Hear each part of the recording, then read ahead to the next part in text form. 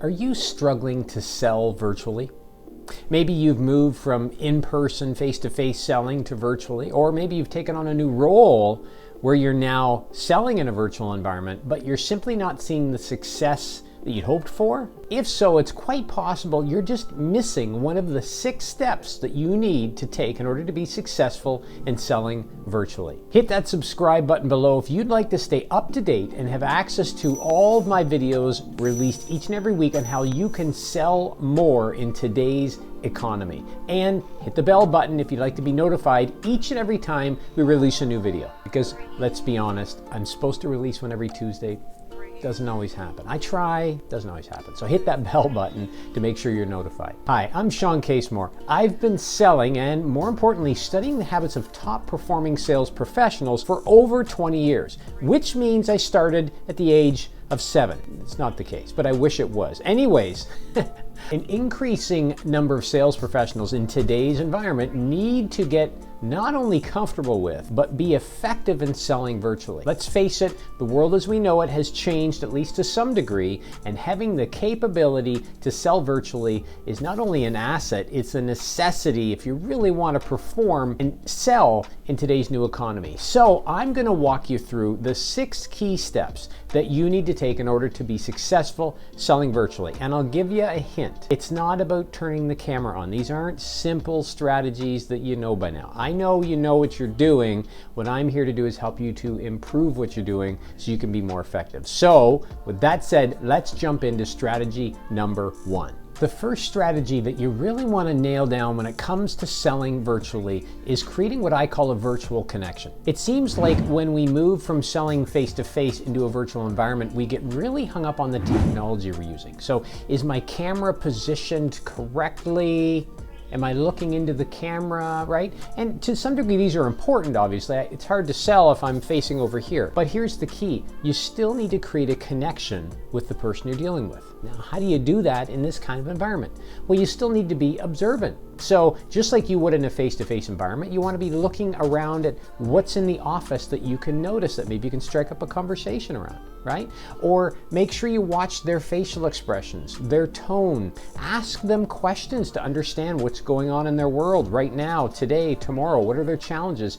Don't get so hung up on technology that it pulls you away from creating that connection that you so need to build if you want to have the opportunity to sell. So the strategy number 1 is focus on the individual and focus on building that virtual connection. The second strategy that you'll need to nail down, become effective with if you want to sell virtually is what I call provocation. Now you've heard of that word before, but let me define it for you in terms of virtual selling. You know, buyers that you're dealing with are dealing with salespeople each and every day. They're hearing all sorts of pitches, but what they're also hearing is very common approaches, right? We book a meeting, we get online, we have some pleasantries, I run through my slides, I ask a couple questions, we book our next meeting, right? And they're accustomed to what's going on. If you really want to get their attention and stand out, you need to provoke them a bit. Now, not suggesting you irritate them, but that is kind of what provocation is. Now, how do you do that in a virtual environment? You want to make sure you ask questions throughout the conversation and ask questions that they might not normally expect. So you might ask a question like, let me ask you a question, why are you looking at making this investment right now instead of in the past or in the future, right? That's kind of an odd question because most salespeople would hope that you're going to make the investment rather than ask why you're making the investment. So consider the questions you're asking and make sure they're a little bit unique, a little bit different, and that they stand out, because it's through provocation that you get the other person's attention and keep their attention when you're selling to them virtually. If you're enjoying these tips, a few things. First off, hit the subscribe button so you can stay up to date on all the new videos that I release on sales, selling, and specifically how to sell more in today's environment. You can hit the bell to be notified each and every time I release a new video, which is pretty much every week. And then last but not least, if you have strategies you'd like to add to this list, comment below with them. I'm always interested in hearing from viewers. The third strategy to selling virtually that you're going to have to get really good at is what I call constructive mirroring. Now, you've heard of the term mirroring if you've been around sales for any period of time, right? If I'm sitting in your office and you lean forward, I lean forward. If you sit back, I sit back. If you go, I'm going to do something similar, although I shouldn't copy you. But that's mirroring. And the whole idea is that I'm mimicking you to a degree, and to the extent at which you start to believe that, hey, this person understands me, my world, what's going on, right? It only supports your case. Problem is, in a virtual environment, you don't necessarily have that opportunity. And what I find is, here's my pet peeve. When you talk about mirroring, a lot of sales professionals I know, if they get on a virtual presentation, they get on a screen like this, and their buyer turns off their camera, so do they. That's not the kind of mirroring we want to do. If your buyer turns off the camera, you should still have yours on, because it's pretty hard to sell when everybody's in the dark. So I use what I call constructive mirroring, and that is that you want to do the things that are positive and constructive and move you towards building a rapport and some relationships, rather than those things that simply mimic and mirror exactly what your buyer is doing, because again, virtual is different than face-to-face. So focus. If they smile, you smile. If they lean towards the camera, you might do the same. But if they turn off their camera, you're not going to turn off their camera, right? You're going to focus on the individual and continue focusing on them, questions, and making sure you engage them in the conversation as you work through your presentation. So I talked a little in constructive mirroring about making sure you focus on the individual, but I want to really speak to something that's critically important. When you're trying to sell virtually and you're doing anything online, whether you're having a conversation or making a presentation, you want to do what I'm doing right now, which is have what I call dot fixation. Now, this little guy right there, you may know from doing your own videos, that dot is not necessarily where I would normally be looking. If I was to look at the center of my screen, this is what that would look like, right? And worse yet, what I find is some people will present with a couple screens on the go. So they'll have slides on one, and then they're talking to their buyer, who's over here, by the way, and they're looking here. No. You want to have dot fixation. The way to build rapport, build a relationship, demonstrate understanding in a virtual environment is to make sure you're looking at the person in the eye. Now, if they're not looking at you, if they're looking off like this, that's fine. You still focus on that dot and have what I call dot fixation, because that is how you're going to build some sort of relationship in this screen-to-screen environment that we're in. So that is strategy number 4.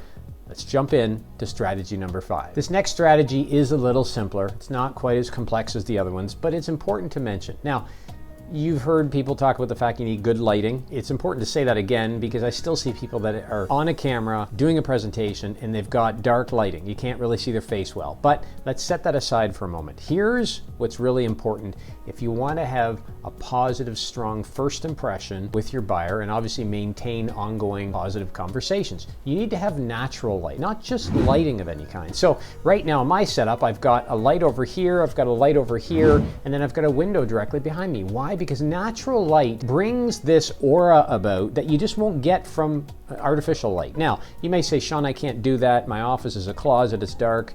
Fair enough. But if you have the opportunity, you would be better off to situate yourself in front of a window to get some natural light. Now, I know that might sound crazy, and that's not like a strategy that's going to launch you from, onto the moon here. It's not going to take your sales to the next level. But if you're selling virtually, you've got to create as much of a natural environment as possible. And natural lighting helps that. If it's too fake, too dark, it's just very, very difficult to see facial expressions and to build any sort of rapport. So that's my strategy number 5.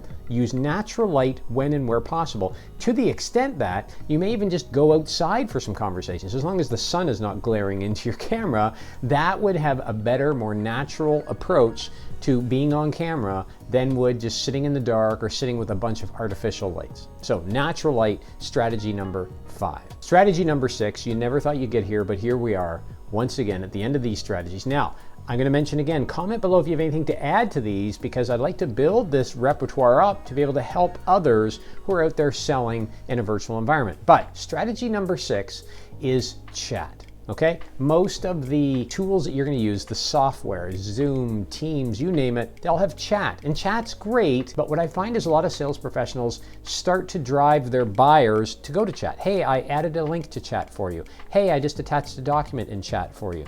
Now, what does that do for the buyer? It takes them away from this, right? They're not looking here at you anymore. They're over here in the chat. So what I would suggest you do is this. If they're putting information in chat, by all means, you may have to address it. So if they say, I put something in chat for you, great, give me a second, just let me have a look at that, right? So you acknowledge what you're doing, then you come back and you speak to it or acknowledge it or whatever the case might be. But I would strongly recommend you do not use chat. Do not add information to chat. Why?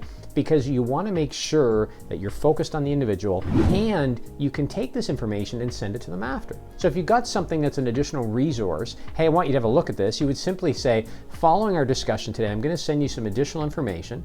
Once you've had a chance to have a look at that, let's have another quick call. I'm interested in your take on this. I'm interested in your perspective. I'm interested in how you see this fitting with what we're discussing here today. Let's set up a time to speak. How about Tuesday at 10 o'clock, right?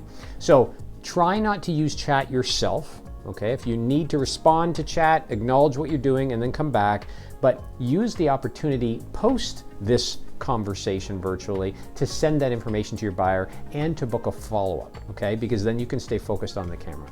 So those are my 6 strategies for how to sell virtually and be effective at it in today's new environment. As I mentioned, make sure you hit that subscribe button. You can stay up to date on all these new videos that I release each and every week. You can hit the bell, which will notify you, and most importantly, comment below with strategies that you find are working really well for you so we can share with the broader community. Now, if you are mastering these skills and you're becoming good at selling virtually, you need to make sure there's some other skills that you're incorporating in this new environment. So make sure you watch this video next to understand what those key skills are so that you can be as effective as possible, especially when trying to sell virtually. And if you'd like to sell more virtually, I've added a link below on a resource, and it is my guide to how to sell virtually in today's marketplace. So it's a quick guide. It'll take not only these strategies, but other strategies and build upon them and give you a multitude of different things to consider that you can then incorporate into how you're presenting and interacting, which will drive your sales results and accelerate them faster than ever before. So there's a link below. Make sure you grab that guide to how to sell virtually. You're going to love it, and it's going to help you accelerate your sales results. So until next time, appreciate you joining me. Make sure you get out there, sell something virtually using these strategies, and comment below and let me know how it went. We'll talk to you soon.